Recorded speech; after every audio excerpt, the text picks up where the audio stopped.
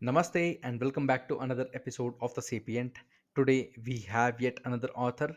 Welcome, Eric. Hey Ganesh, how you doing? I'm doing good. How about you? I'm doing great. Yes, so, like, how is life just on a How's daily life? basis? Life's doing pretty good right now. Mm-hmm. It's a nice, beautiful day. Weather's good. You know, the there's some good energy in the air. I'm feeling pretty good. Feeling pretty excited about life. Excited to move forward and do good things in the world. How are you doing? Mm-hmm. I'm doing awesome. Like this is a question that I ask almost all of the creative people, like painters, authors, and every single time, they talk about their life being awesome.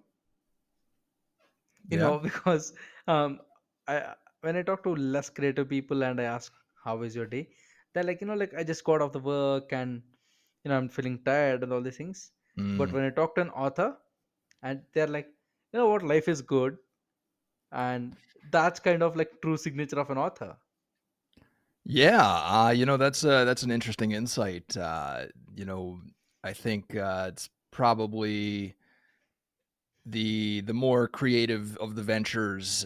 There's more independence there, so you're able to have a little more fluidity in how you express yourself via throughout the day. So there's a lot more freedom and flexibility, and it's not as somebody who is creative and doesn't like being boxed in very much, uh, being able to take that independence and that flexibility and doing whatever I want whenever I want, with that kind of a mindset, really helps me feel good about myself, as opposed to if I were like, you know, working a real job Hmm. doing the kinds of labor that doesn't feel good, feels boxed in, but having that fluid, Hmm. flexibility thing where I can just kind of go where I want and do what I want when I want. That's very very freeing, very fulfilling. So that's a great day. Yes, see, that's what I mean, because when I meet authors they sound all poetic. And I think that comes from just reflecting on life as just people. Because you know I know that you're into meditation and yoga and everything. I'm not trying to put you into a box of author. um, but like, so what's your process of writing? Once you decide, okay, I wanted to write this particular book, how did you start? So this particular book, this book on meditation, Um, I had basically done a lot of internet writing, blog writing, things of that nature, and more or less what this book was a culmination of a lot of those kinds of articles that I had written previously. I just kind of repurposed them, re-edited them, compiled them all together. I have a pretty long history of meditation, exploring various meditation traditions. Traveling around the world, working with different teachers, different techniques and practices. So I just kind of put all that together into a cohesive resource that I felt like it was a good thing that I could be able to do. Something that I know a lot about and something that I felt like is a good culmination of a lot of the work that I've been trying to put in not only necessarily my writing life, but more or less my general life altogether. The process of writing itself doesn't seem to be so structured Hmm. necessarily. It's just kind of something that I do that I just feels like the depth of my soul is crying out for expression. So I feel like I need to, get that out somehow. So I don't know if it's cathartic necessarily as it is some kind of just an innate need to be writing and Hmm. creating. So that's kind of how that process came about. Hmm. Just because you mentioned, I'm just asking you this. What is your answer to those people who say soul does not exist? The soul doesn't exist. Oh, interesting. So there are two different ways to take this question. The soul, as in, so there are two ways that I would answer this. The first is with the Buddhist way to answer it, in which that there is the concept is that there's an indestructible soul, that is, a permanent sense of self, or something that is inherent in your existence. To which, if you do any kind of Buddhist meditation, after a long period of time, and you're exploring all of these facets of your mind and facets of your existence, and then you come to the realization that there is no permanent indestructible sense of self. It's all just kind of an illusion. Then the other way that I would answer that is, uh, within the context of the psyche, meaning the culmination of who you are as a person, all the memories, all the thoughts, all the experiences, all the reactions to sensations that you have, the various you know experiences that make up who you are as a person, i.e., your psyche. That we could call that the soul. So Hmm. is that permanent necessarily? I would say no. I would say that that's all conditioned responses to external stimuli, whatever those stimuli are. Whatever those senses are that has uh, created this sense of self. That's clearly there. I mean, nobody can deny that that's there. But is it permanent? Is there a thing that is going to exist beyond you on Earth after when you die? Is that thing going to continue on? And I would say it's unlikely. Hmm. Obviously, I don't know. I'm not dead, so I Hmm. can't really speak educatedly on that. But I would Hmm. say, in examining that question, within the context of Buddhist meditation or just meditation in general, I think it's unlikely that something like that that's permanent, is and indestructible and is like a core thing. It's like a thing, a one thing that we can say, this is the thing that makes up Eric or Ganesh. This is the thing. Um, Hmm. as opposed to, there's a culmination of a lot of different things that are kind of working together to create this sense of self, whether or not that sense is true or real or not. But clearly, that sense of self, that soul, that psyche is there. Clearly, Hmm. there's a psyche. Clearly, we Yes. have Hmm. things in our minds and our sense of personality and our sense of ego. Clearly, that's there. So, is it real? Yes, it's real. Is it indestructible? I would say no. Hmm. Got it. And I talked to someone who is like a little bit into spirituality, and I'm just going to like tell you what he said or she said, and you let me know Mm. whether that's correct or not. They said that when you are thinking about something very deeply, and there is that 1 second of thought that, you know what, like, this thought process, this is not me. Hmm. That innate, like, sense that says this 2 plus 2 4 that you're putting together, it's not you, it's a part of you. And the voice that says that this 2 plus 2 4 logic is, part of your, like, brain or whatever you want to call it as, right? um that voice is soul. What do you think about it? So is that like saying that there's some kind of a knowledge that's deeper than just the thought processes? Yeah, it's like, how can I put it? Okay, it's like, like, you look at yourself in a mirror and you recognize this is a person. But Mm-hmm. you're not able to recognize all the nervous system and, like, the bone Right. structures right away from the mirror. Right. It's like that. So I would say that that's um, similar to what I was explaining before, in that there are certain aspects of the psyche that are not conscious necessarily, that are still, being coming into existence out of conditioned phenomena. So out of, we're seeing a thing, but maybe we're not consciously processing that thing, but it's still part of the subconscious, is still part of the psyche. I think that's a fairly well studied, well documented experience in human psychology, that we Mm-hmm. can take in subconscious senses, experiences from our senses into our subconscious, um, and still process them, still act in accordance with them.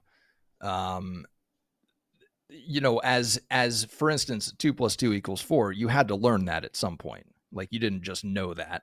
You had Mm-hmm. to take in some kind of a conditioned experience to be like, okay, now I know that. And so now when you think 2 + 2, you go, okay, that's 4. But you think it's 4 because you're so habituated to thinking in that way. Now, again, I agree that that's part of the soul, as the psyche. um, but is it something, grandiose, something that comes from the stars, that's telling you that this is the experience that you should be having? I think that's unlikely. um, Within the context of what you were saying, if you're, there's something that you intuitively feel to be correct, that's not part of you, or that you can't think about. I would argue again that that's just part of the psyche. That's how the psyche functions. That's how your subconscious functions. Now, I agree that there are spiritual components to that. Mm-hmm. Um, I agree that you can exist in accordance with a certain kind of um, spiritual resonance, where you can feel a certain way about how to go about your life in the way that feels most correct to you, in a way that feels the least limiting, the most fulfilling. Um, but again, I would say that that's all part of how you've been developing. Like, Mm-hmm. that's your mind. That's your mind body function. That's how it Mm-hmm.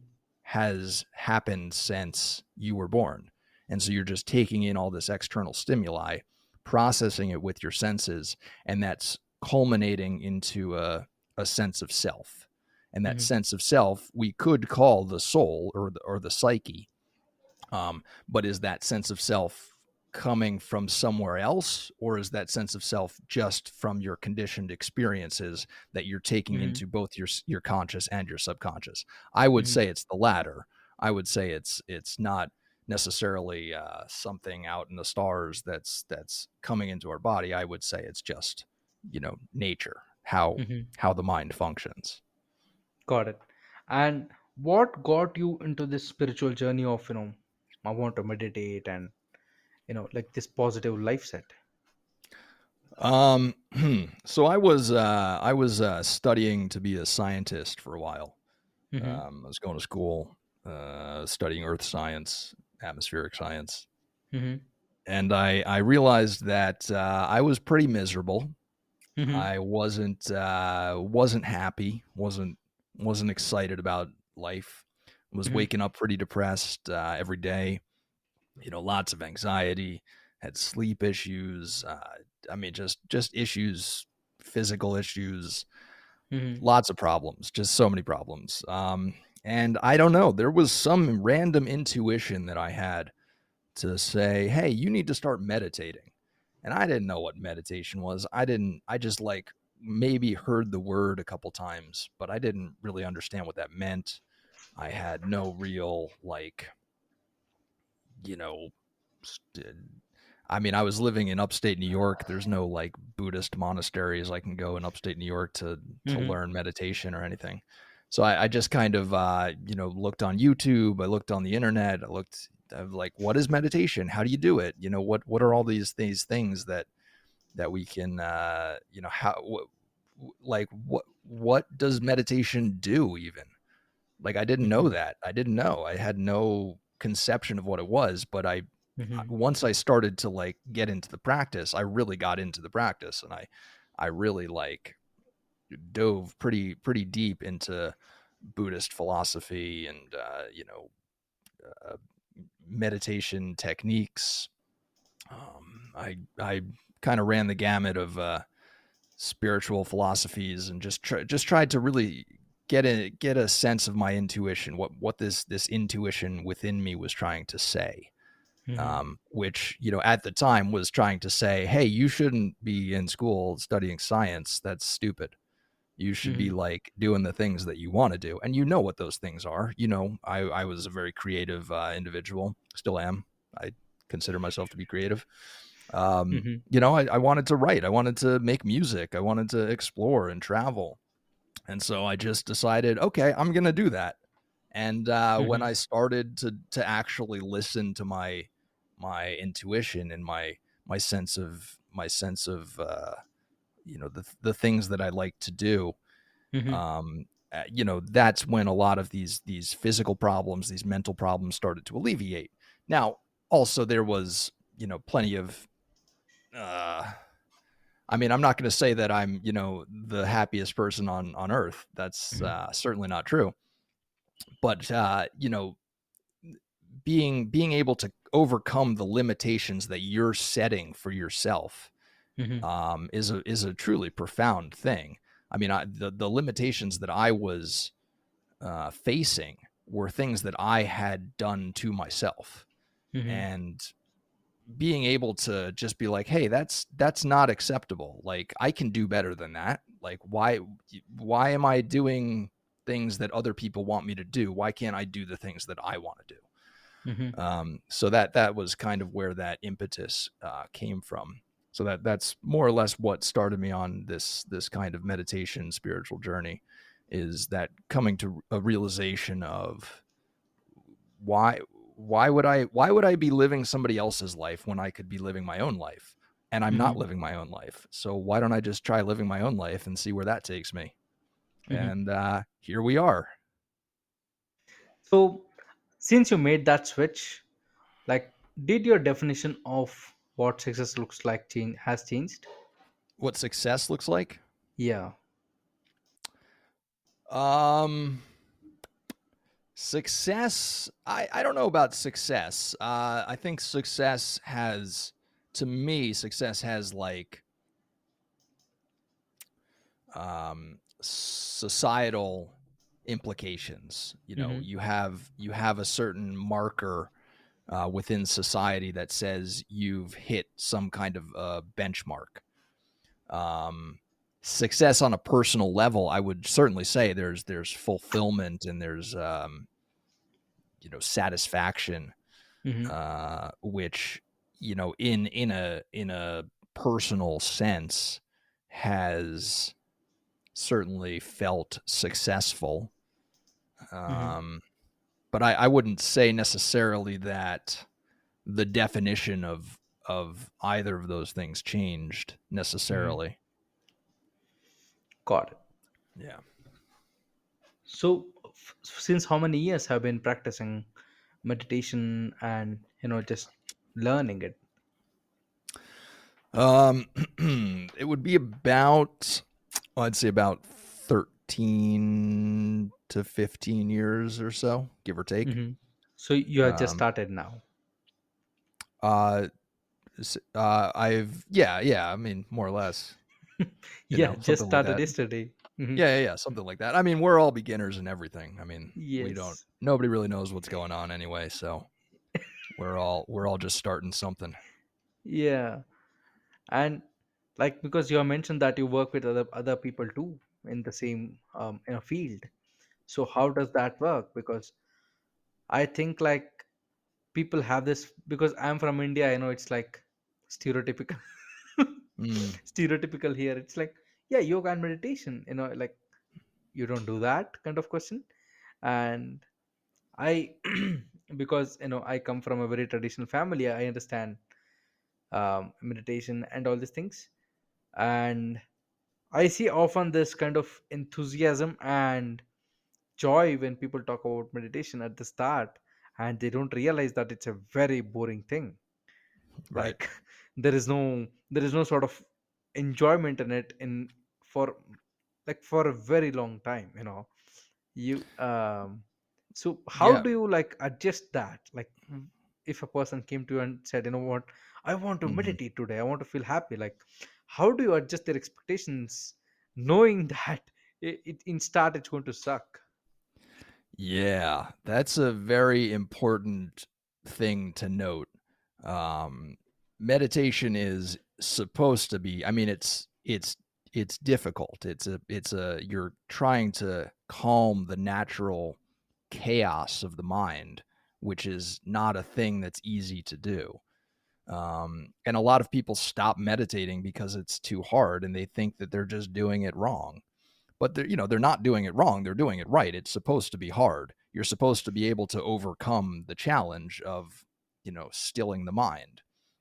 Uh but yeah, it's not easy, and a lot of people are I'm sure people are going to listen to this and they're going to be like, oh wow, he sounds so happy and meditation Mm-hmm. great. But like, yeah, it sucks. I mean, it sucks to sit there and like really really like try to overcome all these physical and emotional pains that Mm-hmm. have either uh, been impressed upon the subconscious mind, or have been some kind of emotional pain that's stored in the body or something.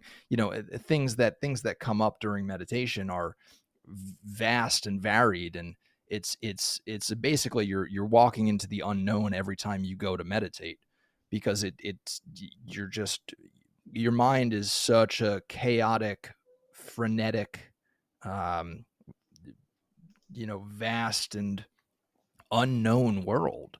And anytime you go into the unknown, you have to essentially do battle. Now, of course, you can come into different points within the journey where you're able to go to a deeper level, and you're able to find a more baseline level of calmness or happiness or joy or something like that, or maybe you have a realization about the nature of your mind, and you're able to be like, okay, well, the mind is always doing this, so maybe I should behave like this. And then you're able to like implement changes into your life. Meditation is not, I know meditation people, I mean, there's apps out there that are like, oh yeah, calm your mind in 5 minutes or whatever. And like, I mean, it's, there are ways to meditate where you can have that as a goal. You can have, find calmness in, in the next 2 minutes or something like that. Mm-hmm. There are different techniques with different aims and different purposes. Mm-hmm. Um, but if you're trying to build a foundation of like deep inner peace, you have to go deep, and you have to like dig into all that muck and that mud and that just all that stuff that has never been examined within not only your mind, but like the nature of reality. You have Mm-hmm. to go deep into this sense of what life is, and that's not an inherently pleasurable pursuit. Mm-hmm. That's going to suck. It's Yeah. You're going to face challenges, because that's how you grow. You Mm-hmm. grow by facing, a champion isn't made because, a hero isn't made because they've um, they've sidestepped obstacles. They're made because they face obstacles. They face Mm-hmm. obstacles, and they're constantly beating their head against a wall until they ultimately overcome the obstacle. And then we Mm-hmm. go, okay, that's our hero, right? That's the Mm-hmm. person, that's the champion, that's the one who Yeah. won. And it's but like, we all want to associate with the champion, or that happiness, that fulfillment. But like, we don't want to be like, wait a minute, but that journey to get there was filled with all these obstacles, filled with all these hurdles, filled with all these brick walls and limitations, and various kinds of suffering. And that's not something we like to think about, but that's the reality. That's what you have Yeah. to do in order to get Mm-hmm. to this other sense of satisfaction, this other place of fulfillment. Mm-hmm. So, do you think like these certifications on meditation, and I say like big air quote certifications, on clearing I'm trying to not smile, like, like levels of meditation certificates. Like, what what value do you think that certificate holds? Hmm. Um.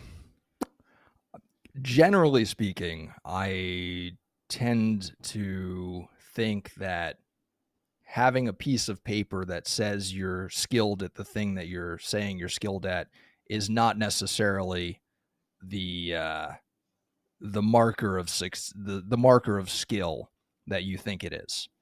Um, Generally speaking, I can't tell you how many meditation teachers and instructors I've met that don't know anything about meditation. They learn one technique, they get a certificate, and then they don't practice that technique. They don't like know how to elucidate around problems around that technique, or they don't understand the the function of that technique within the context of a meditative field. It doesn't it's don't get me wrong, having a teacher teach you the thing that you want to learn is a very valuable thing. So if there's some certificate program that you resonate with the teacher, or you resonate with the technique, that's a valuable thing to have.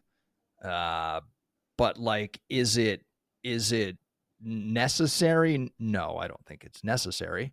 Is it going to give you credibility in the meditation field? It might. People might look at that and go, "Oh, wow, I like that he has a piece of paper that says he knows how to meditate." Um, but is it actually a thing?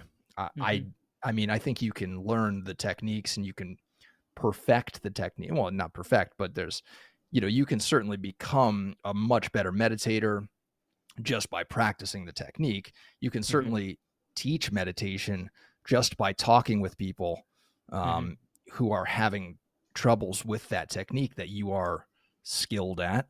Mm-hmm. um, if you just you're able to I mean, that's what a certificate program is you're doing the research. So if you're able to do that research on your own, then the only necessity would be in a societal sense of somebody needs to see this piece of paper that says how to meditate.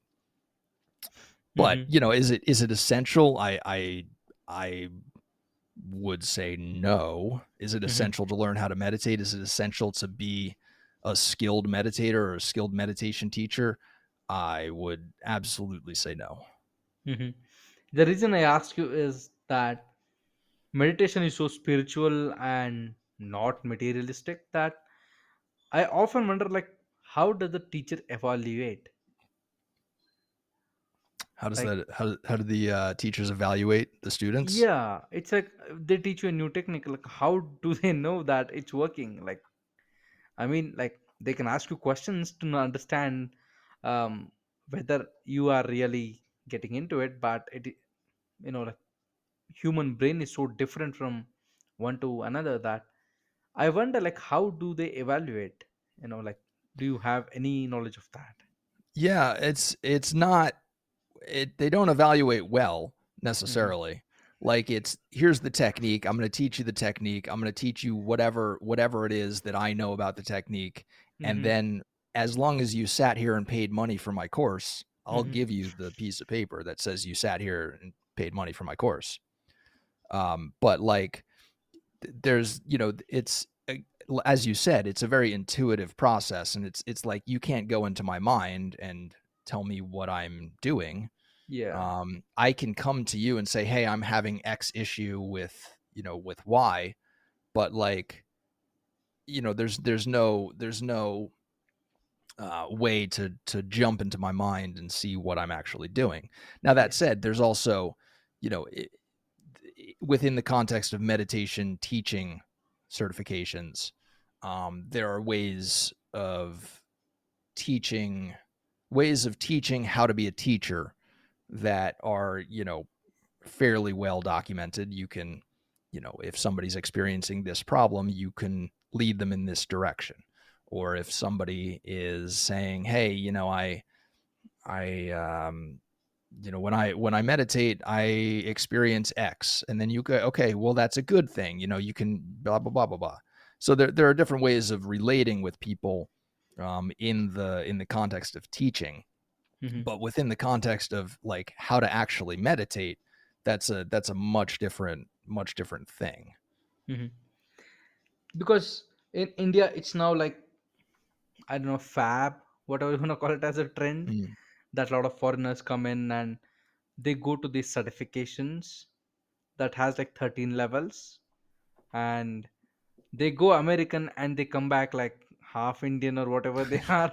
They become these weird creatures. yeah. And um because me, and like, because it's very hard to explain to other people. Like, I have grown around these things, like I have seen people, my own grandfather, like, in my whole own family, people doing yoga and meditation, and it's so like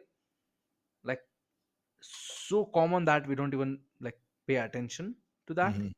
anymore. It's like it is so inherent. Like, I was taught meditation when I was like, what, 3 to 4 year old, like Hmm.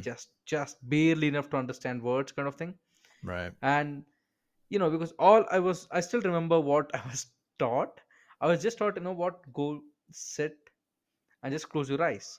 Like, Mm, that was my first teaching. Like, nothing else. Like, mm, don't push away thoughts, and that is nothing. It was just go sit somewhere, and just close your eyes and just shut up, and just observe what happens. And um and I see people paying, like, like thousands of dollars to learn meditation, and they're not essentially in for it to, how do I put it, like, to practice it, yeah. but to just rather, like, I know this particular thing. Right. It's like investing in a firearm license. When Right. when someone is a pacifist, kind of thing. Because they're not really looking for necessarily peace. They're just there to, like, because the society is doing it, I'm going to do it too. Right. So Yeah. how do you like combat these things? Because these are like, I feel like, these are the things that you in your whole, daily life, you would be getting into these things. So how do you deal with it? Um, I used to get annoyed by it. Um, I don't get annoyed by it anymore. I honestly don't care. If Mm, people are gonna do whatever they're gonna do, mm, and it's like the more I stress about it, the more I worry about it. mm-hmm, I'm just hurting myself. Like I shouldn't care that much. I don't care that mm-hmm, much. If you want to do that, if that's you do you. That's your thing. You want to do it. That's great. Again, if you're really into meditation, you really want to learn more about the techniques, or you really like resonate with the teacher or something, you know, going and taking a course with them is not a bad thing to do. mm-hmm. I think Yes. that's a great thing to do. Yeah. If the goal is to be like, I want to learn meditation and I want to have a certificate that says I know how to meditate, then like, well, what's the important part? Is the important part the certificate, or is the important part learning how to meditate? Learning. Yeah. Exactly. So that's a kind of a personal thing that somebody would have to go through. Now, I'm not gonna not judge you if if you go and get a certificate in meditation, and then I try and talk to you about meditation, and you're like, I don't know what I don't know. So like, I Yeah. mean, I'll certainly judge you, but like at the end of the day, I don't care. If that's what Yeah. you want to do, if that's what you want to spend your money on, that's fine. Mm-hmm. I have better uses of my money. I have better uses of my time. Yeah. So I'm just kind of gonna focus on me. And luckily, for me, I I feel that in my life as a meditation teacher, as a practitioner, there aren't enough missed opportunities for me Mm-hmm. of not having a certificate that says I know how to meditate. Um, there have been some. Don't get me wrong. Mm-hmm. I have been I have been turned down for like meditation jobs before because I don't have, some people have asked me for like a yoga certificate for a meditation teaching, which is bonkers. Bonkers Hmm. to me. But Yeah. like, at the end of the day, it's like, okay, well, that wasn't the right opportunity for me. I'm gonna find the opportunities that make Hmm. sense for me in my practice, in my life. And I'm just kind of gonna ignore the Hmm. rest of it. Like it doesn't it at some point it was bothering me, but I've let it go. That's Hmm. no longer much of a concern. But I would assume it's different in India where you Hmm. you're facing that all the time. Yes. The foreigners that come in and are Yeah. yeah. And they go into this fancy ashrams. Mm. That are not even ashrams. It's just like a freaking Hollywood set. Right. Right. And they spend so much time on learning bullshit things. I'm Yeah. sorry to say, but just bullshit things that um like people locally would not understand. um because I really saw this whole transition into yoga mats. Mm. And just talking about yoga, like I because I'm just 26 now, but I saw this whole transition into yoga mats. Because when we were kids, we were like, just take a cotton shawl, just put it on the ground. And Mhm. before that, it's just like, why do you need anything, just do it on the ground. And then you know the layers started to add up, and the yoga mat started to become thick and thick and thick. Right. And at a certain point, you had to ask yourself, like, what does it do apart from like maybe comforting you in some positions, but it's probably leading to you doing bad postures, Mm. because it is so soft, it's almost like a bed. Mm. And one of my friends said that it's better to do yoga on your bed instead of that yoga mat, because at least your bed is comfortable. Right. Right. So it's like, like these unnecessary things that we chase. I've seen, like masters teach. I'm sorry, it's just like kind of long kind of monologue, but I've seen masters on YouTube teach meditations with incenses and candles and dark Mm. rooms and all these things. And Mhm. I'm like, okay, like that might work, but it might work for you. Mm. I mean, if someone truly believes in ghosts, you know, they'll be Right. terrified of sitting in dark. Mhm. It's that Exactly. simple. And like, because when I have a lot of foreign friends, and when I talk to them about, you don't need all this fancy stuff. Because I have a friend from America, and she said that their like meditation teacher asked them to subscribe to a particular YouTube channel that costs like $2.50 Hmm. for meditation music. And I'm like, Wow. you truly don't need that. No, you definitely don't need that. Yeah, so I'm like, why are the like, of course, that that particular teacher might be making some money on the YouTube, but you're just screwing over the student. And the poor student doesn't even understand, and they're like, okay, I need this and this and this, like XYZ, to do meditation. Right. Yeah. There's a lot of the way that meditation is taught nowadays is as a commodity. There are whole industries built around how to make money with meditation. And a lot of this harkens to the health industry, the health and wellness industry, which is in terms of marketing, that's one of the big industries you should go into if you're a Yes, marketer. forever Um, markets. exactly.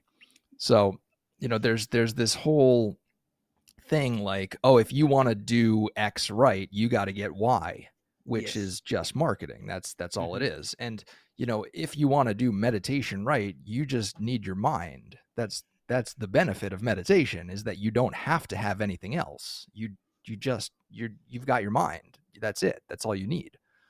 Um, so I mean, but yeah, there's a lot of like this kind of commodification of meditation, of yoga especially, Hmm. um, where it's like, okay, if you want to do it right, you're gonna have to buy my product, or you're gonna have to Yeah. buy this thing that I'm gonna get an affiliate commission for.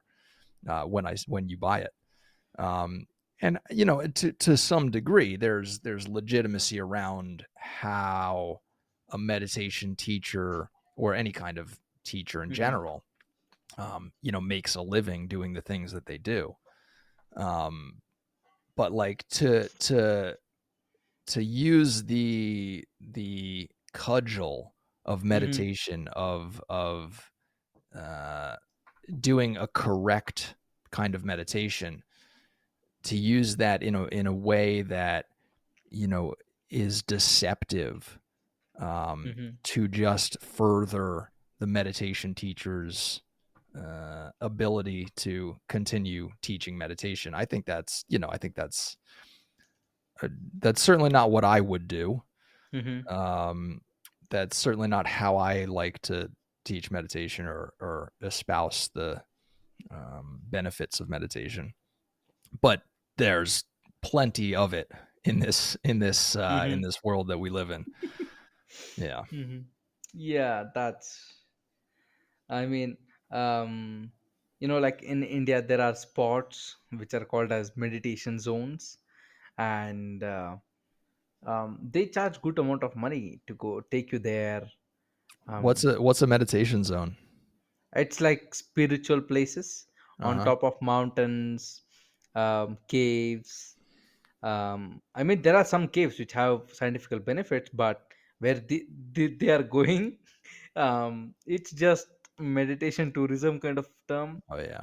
Yeah. where it's just if you sit here, like the vibe is good, like you're able to Right. meditate quickly and all these things. Right. Yeah, and it's not even like Himalayas or something that's magnificent. Yeah. It's just a random mountain. Right. Yeah. So Yeah. it's That, like, that does seem a little silly. yeah, it has blown so much out of proportion that, just imagine you had to write a book about it. Yeah. Yeah. No, it's not wrong. Yeah, because if people just go to you and ask, what, Eric, like, I need to start meditate, what do I do, right? Like, that's a simple question. But I bet people, those people who know that you do this, I bet even those people just will just go to Google and just search how to meditate Oh yeah. Yeah. Yeah. rather Yeah. than asking For a sure. person. And For I'm sure. like, what are you doing, dude? Like, that's not what would you do if you wanted to learn an instrument. Right. Right. Yeah. There's meditation's interesting because it's so personal. Like the mind is so personal. There's nothing more personal than that. So Hmm. in seeking out any kind of assistance with meditation, it's a very vulnerable act. You have to really put yourself out there, and you have to be like, hey, my life isn't as great as I'm trying to portray it. Um, you know, with the mask that I wear, the societal mask that I'm wearing. I really do want to build more peace in my life, bring more clarity into my mind. Um, that's a very um, very vulnerable place to be, and it's a Hmm. very scary thing to be able to reach out and seek that kind of assistance. Hmm. Um, and unfortunately, what happens is people will go into Google, and then they'll hit some sponsored ad that's like, "Oh, you're going to meditate great if you buy this Hmm. salt lamp or Hmm. whatever, or this Yeah. here's this essential oil that's going to make you meditate better." And it's like, Yeah. but that's not the thing. The thing is Hmm. the meditation. The thing is learning how to meditate and then practicing it and then staying Yeah. consistent with it. That's all you got to do. I mean, that's Hmm. it. That's it. Just learn the technique, practice it, and stay consistent. And Hmm. that's it. You know. Yes. And then there are many, many, many techniques that you can learn. Hmm. I mean, there's just an infinite number of techniques that you could learn, and they all Hmm. have their different benefits and their different use cases. And it's just a matter of finding one that resonates with you and Hmm. then practicing it diligently, being consistent Hmm. with it. And Yes. there's no trick around it, and a Hmm. lot of people, when they hit those first walls, let's say, of meditation, when there's like, you know, usually what happens is people will meditate for 5 minutes the first time and they'll be like, oh my God, I am enlightened now. This is so crazy. I am Mm-hmm. so happy. I'm so calm. Like my mind is like on a cloud right now. And then they go and meditate again and they're like, "Well, that Mm-hmm. wasn't the same experience that I had the first Yes. time." Yeah. And then it's like, "Well, I mean, of course it's not the same experience. You're going to have a different Mm-hmm. experience every time you do it." Yeah. And there's that interest compounds over time.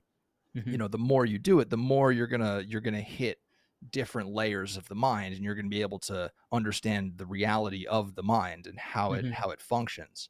But like, it doesn't mean you're doing it wrong because you're hitting challenges. It means, or like, you need some extra product to be able to do it better because you're hitting challenges in your meditation practice. Mm-hmm. You're supposed to hit challenges in your meditation practice. It's supposed to be challenging. That's the Mm-hmm. point. You know, it's Yeah. it's you're it's like physical exercise, for instance, going to the Yes. gym. It's just mental exercise. Mm-hmm. Lifting weights is not easy and it Yeah. doesn't feel good, Mm-hmm. but it over time it will have benefits. It will produce the kinds of effects that you want it to have. Mm-hmm. But like, takes patience and dedication and persistence to be Mm-hmm. able to actually affect that kind of change. Mm-hmm. Definitely.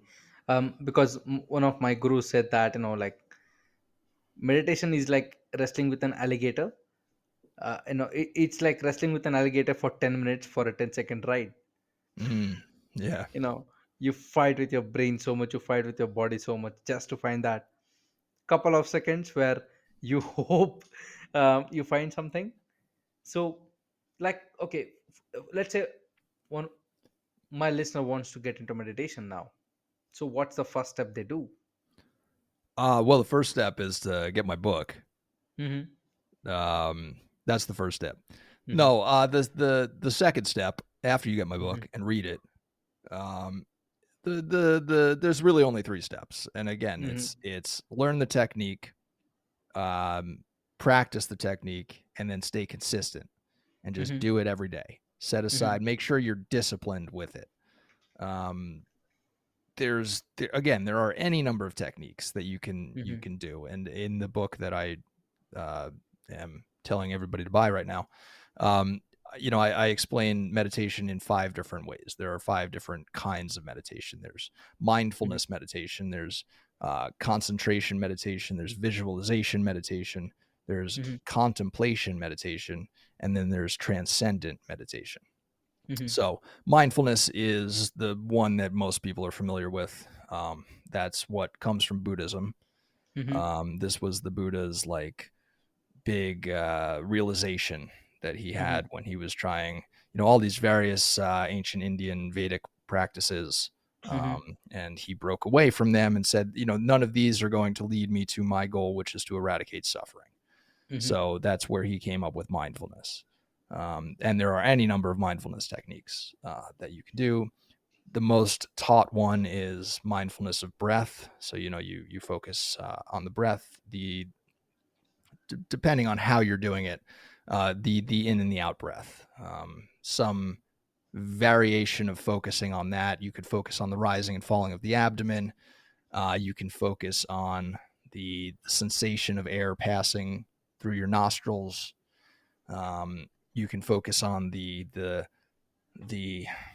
like, if you really get into it, you can focus on the like individual moments that Mm-hmm. go into breathing. The mindfulness is in essence um, coming to a sense of how your mind is taking you away from the present moment. Mm-hmm. So understanding how that mind is functioning and then seeking to be aware of any sensation that arises. So Mm-hmm. once you're aware of that sensation that arises, you can you can be more aligned with what's happening in front of you Mm-hmm.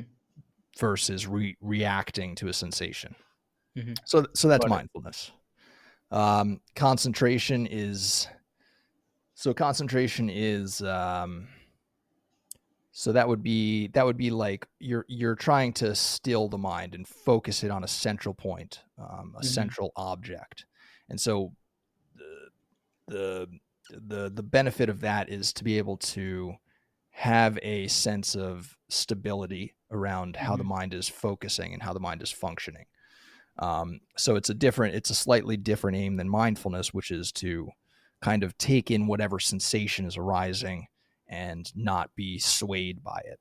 Whereas concentration is learning how to focus the mind on a single point. So Mm-hmm. that can be a candle flame, or that can be, you know, you can you can put a little, you know, Buddha image and focus on Mm-hmm. that. It can be literally anything. You could put a flower in front of you and focus on that.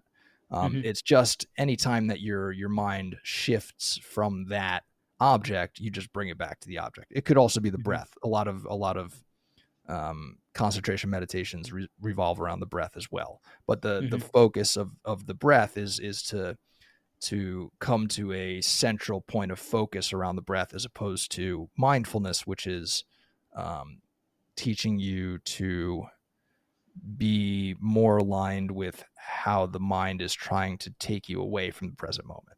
So there's a Mm-hmm. slightly different aim within those two things. Mm-hmm. Um, then we have visualization, Mm-hmm. which is using the imaginative function of the mind.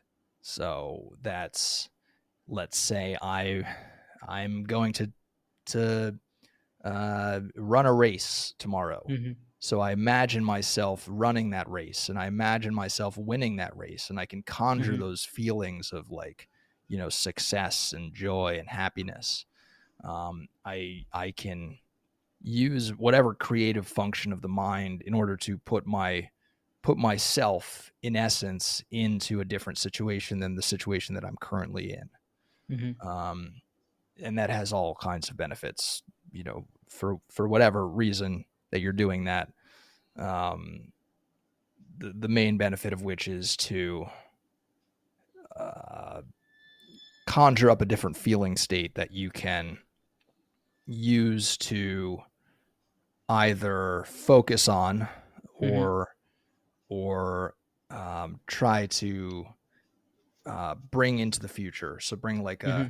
like here's a goal that I'm trying to reach, and so I'm able to go into the mind and say, okay, this is the application of the creative function of the mind that I want to reach over here. Mm-hmm. I want to have this goal in mind. So Mm-hmm. I'm gonna do what I can to self motivate myself to get to that goal. Mm-hmm. Contemplation is a similar kind of a thing, but instead of using, pictures or sounds or words, sorry, any of the senses, we're going to Mm-hmm. use words instead. We're going to use thought processes. Mm-hmm. So that would be like, prayer, for instance, like a Christian prayer. That's a Mm-hmm. kind of a contemplation. Or, affirmations. That's a kind of a Mm-hmm. contemplation. So that's a slightly different, but a similar thing. The point is to get into a feeling state. Mm-hmm. You're trying to conjure up a feeling. Mm-hmm. Whatever that feeling is. It can be an emotion. It can be a sense of fulfillment. It can be, whatever you're trying to do within the contemplation um, focus, whatever the Mm-hmm. focus of the contemplation is. And then the last one is transcendent meditation. So that's things like pranayama, Mm-hmm. or kundalini. Mm-hmm. You're attempting to change whatever state the mind is in. So Mm-hmm. the mind is in current reality right now, and you're trying to um, bring it into a different sense of reality.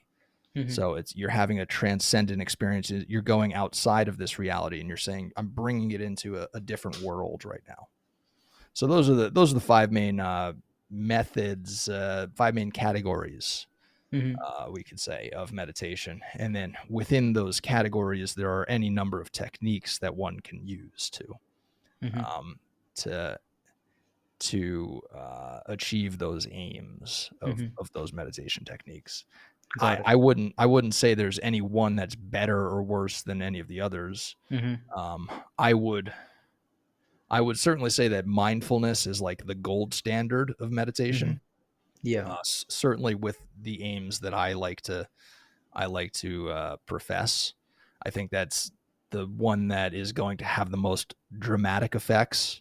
Mm-hmm. I think that's the one that's going to have the most long lasting effects. I think that's the one that's going to help people lead the best lives, the most Mm-hmm. successful life, the calmer, more peaceful, more sustainable life, more compassionate.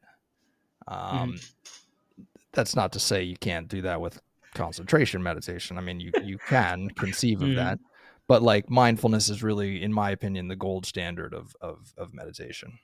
Mm-hmm. Got it. That was a lot of information, and I hope people read that in your book, so that it is far more easily digestible, and also they can understand it and they can revisit whenever they want to in the future. So I had one more question. What do you think about those like people who say I do dynamic meditation, who say like I'm doing some intricate work and I'm just so fixated on it that all of my thoughts just go away and I have this kind of clarity for, let's say, tunnel vision for some time when Mhm. I'm doing some particular intricate work, and that's my form of meditation. Yeah. Yeah, I hear this one a lot, and I don't disagree that it could potentially be a form of Mm-hmm. meditation. Mm-hmm. Um, I would say that the again, it's the goal that you're looking for. What's the goal? Is the goal to achieve some kind of a short-term temporary state of peace and calmness? I mean, if that's the goal, then do whatever feels right to you to do. The goal of a meditation practice, in my opinion, is long term. It's a long term benefit, Mm-hmm. um, and that you don't want to just come to a surface level understanding of the mind. You want to actually go deep into the minutia of the mind to be Mm-hmm. able to understand what is causing you suffering, Mm-hmm. what is causing you pain, what is the root cause of all that stuff. Um, generally speaking, when the mind is focused on a certain task, for instance, a lot of people will be like, oh, when I run, I go running. Mm-hmm. That's like my meditation because my mind slows down and I can just run. Mm-hmm. And that's great. Again, that's like a helpful thing if you're running, Mm-hmm. and you like to run. But like, is that meditation necessarily? Mm-hmm. I would say that when basically the thing you want to do with meditation is still the body so that you can Mm-hmm. still the mind. Because if you still the body and the body's not moving, then the mind is going to go a million miles a minute. Mm-hmm. And if you don't have anything to um, placate the mind with some kind of distraction, like Mm-hmm. a deep kind of a work situation where you're in a flow state, Mm-hmm. um, if you're not distracting your mind in that way, your mind is going to go crazy. And so being able to look at that crazy state of the mind and Mm-hmm. being able to sit with it and just be there with it and to examine it and to say what is Mm-hmm. the quality of these thoughts? Why are these thoughts here? What is making the current move? Mm-hmm. So it's not just saying, okay, well, the waves on the surface of the ocean are calm. We're going into the current and we're saying, why is this current moving? What is Mm-hmm. making the current of the ocean moving? So it doesn't really matter what's happening on the surface because we're not dealing with the surface. We're dealing with Mm-hmm. the stuff underneath the surface. That's what I would consider meditation, the primary aim of meditation to be. So it's Mm-hmm. not that it's not that there aren't benefits to Mm-hmm. having a stable surface level practice, Mm-hmm. whether that's working a lot or running or, you know, I would even put yoga into that, asana yoga, Mm-hmm. modern postural yoga. I would put that into that category of you're stilling the surface level of the mind, but meditation is meant to go deep into it and to massage all the little thoughts that are causing Mm-hmm. you suffering, and then to watch those thoughts as they arise, or to figure out how to work with those thoughts, or to figure out how to bring those thoughts into a state of existence that mm, isn't so isn't so filled with suffering. Mm-hmm. Understanding what the reality of life actually is. Mm-hmm. Understanding that deep sense of meaning and sense of purpose and sense of reality. Understanding that deep sense of reality. I would say that that's what meditation, as I understand it, the ultimate aim is. Got it. So, any final kind of suggestions for those people who are looking to get into just spiritual side of things? Well, spirituality in general. I mean, if you're just you know step one is meditate. I would always say step one is meditate. Step two, I'd say journal. Journaling Mm-hmm. is a great practice. Um, you know, I would also say that looking at comparative religions is Mm-hmm. a helpful practice. Mm-hmm. Whatever religion you grew up in, Mm-hmm. um, is valid. Mm-hmm. There are validities to any kind of a religious practice. Mm-hmm. Religion in general is just a framework of understanding a deeper spiritual reality. So Mm-hmm. whatever that framework is that you resonate with, whether that's Mm-hmm. Christianity, Judaism, Islam, Hinduism, Buddhism, Taoism, doesn't matter. Whatever that spiritual framework is. And so if you haven't been born into one, being able to examine Mm-hmm. uh, different spiritual frameworks is a really helpful thing. I Mm-hmm. would I would argue that I would caution that when you're doing that, to have an understanding that the dogma of whatever the Mm-hmm. dogma is not an ultimate truth. It's more just the signpost that leads you into an inner experience that you can call your sense of spirituality. Mm-hmm. Um, Understanding, a lot of spiritual seekers, myself included, come to spirituality with a sense of anxiety. There's Mm-hmm. something that's wrong, and it just feels wrong, and I don't know what that feeling is. But exploring that, understanding that there's a path that it's leading you down. That wrong feeling, or that bad feeling, or that anxiety, there's some wisdom there. And it's just asking yourself, what is the wisdom? What Mm-hmm. is this feeling trying to tell me? How is this Mm-hmm. feeling trying to express itself? Like, what are these things that I'm experiencing? It's just, and that's why I say journaling is really helpful. Mm-hmm. Journaling is a great way to get the thoughts out onto a non-judgmental space. Mm-hmm. um as is meditation. Mm-hmm. And it's just it's a lifelong journey of exploration.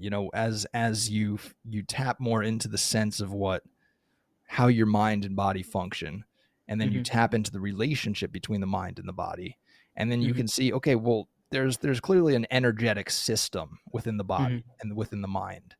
What is that energetic system? Like, what is that why is that there? What does it feel like to have energy in my body? Like, what is that?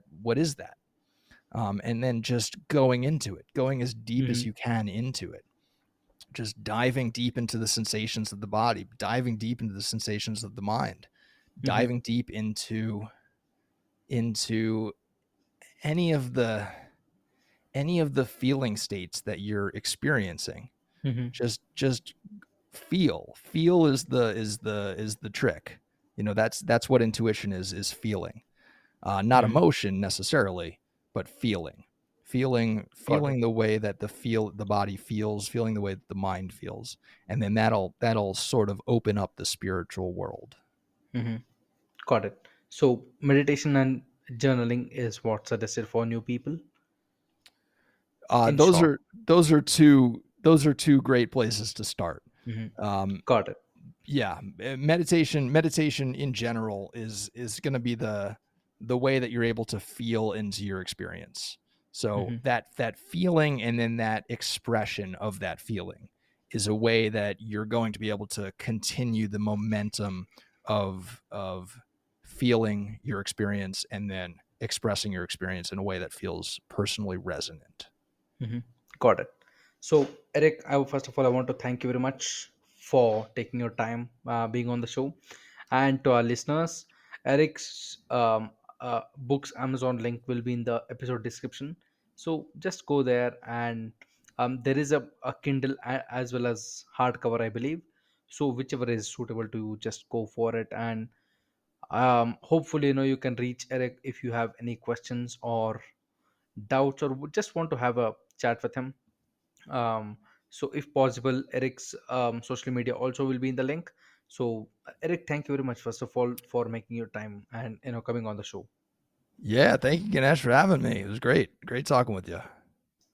Thank you very much. And guys, this is the end of the episode, and until next time, take care.